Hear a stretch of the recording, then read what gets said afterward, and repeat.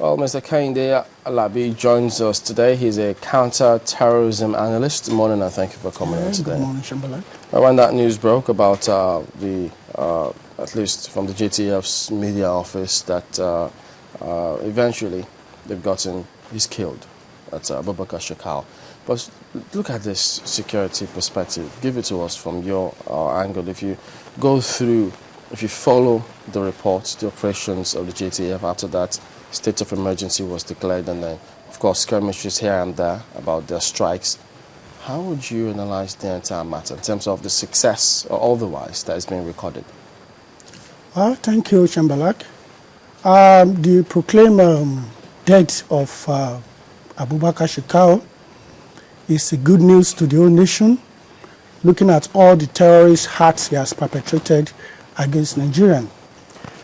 But up to now, the death has not been confirmed with emphatic statements. And what kind of emphatic statement? Emphatic statement in the sense that someone is dead, you have to see his corpse, or something like that. Having said that, if really Shekau is dead, to me personally, I'm giving him up to Friday. By Friday, I will proclaim him dead. At least someone is dead. Is a leader of a terrorist organization. I don't get it. How does that work? How do you mean by Friday you proclaim him dead? Yeah, I remember some times ago when American proclaimed that Osama bin Laden is dead in a gun battle somewhere in Afghanistan. Then after about 2 or 3 days, he came up again on the next. They are discarding his dead. So in the case of Shekau, I will say that let's leave it till Friday. By Friday, if really he's dead, he will not come up on air to unleash all his statements of terrorism against Nigeria. Well, if he's dead, it's a good one. If you go through the comments from the JTF, remember they say it was an encounter on the 30th of last month. Yeah. So all of this time, or this window that they gave before this announcement was made, what do you make of that time? Yeah, because they could not really confirm where his body is. That is a fact. They could not confirm it. And looking at that, that is why I said, okay, let's leave it till Friday. By Friday, if he's not making any statement, as usual, we continue to carry out all those terrorist acts against Nigeria, against Christian, against wherever, then we can confirm that is really dead. So, in the meantime, while we're speculating, because I mean, even the army wasn't exactly categorical. The military released a statement that said he may be dead, going by intelligence reports that we have. He was fatally wounded in a particular attack they had, and he was taken over the border into Cameroon.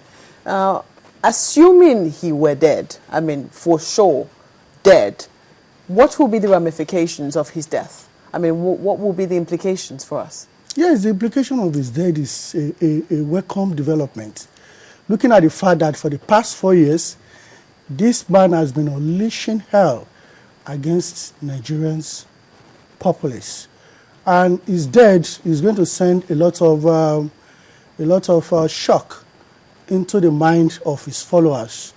Presently, if he's really dead, there's going to be a kind of disorganization in the Boko Haram sets, trying to scout out for a new leader that will lead them.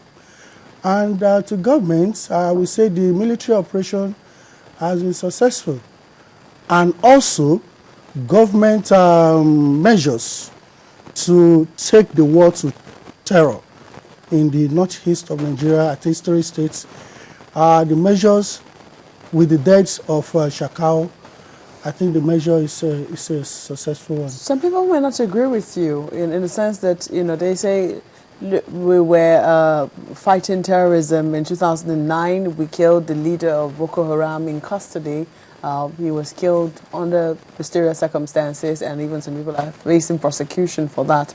When Mohammed Yusuf was killed in 2009, yes, yeah. it did not stop the growth of the sect. If anything, it seemed like it fired them some more. And some people say that that the killing of the leader was actually a severe mistake that should never have been committed. Yes, in 2009 it's just an insurgence. Yeah, they have not been declared a terrorist group. Exactly. They carry out insurgents, few attacks, few bombings, and all that. It was after the brutal murder of killing of Yusuf that we see more of bombings and all that. I think then the government could not take adequate measure to isolate this particular group. And once they have been isolated now, I think there is a success in the operation for the leader to be down. And if you look at the global terrorism as a whole, the Americans, they took the war straight to the terrorists. And what the government, their decision to declare state of emergency is a counterterrorism measure of isolation. Because once they are isolated, it is much more easier to deal with. So in other words, you will say that this state of emergency which was declared here, yes, was successful? It's successful because if you look at it, since the state of emergency has been declared, the government took the war back to the terror, just like the Americans took the war to the Iraq against terror, against Osama bin Laden, against Al-Qaeda, and other host of terrorist organizations. So the decision of the government to declare the state of emergency is to isolate that particular states, those particular states, that terrorism has been the order of the day. I think the government has really tried in this regard. Well, we know that they will not make their plans or strategy public, but they will always go about it in the best of their capability. But what do you expect? Because now that, yes, those 3 states was just properly isolated and then they went about their operations with the statement that's come through from them.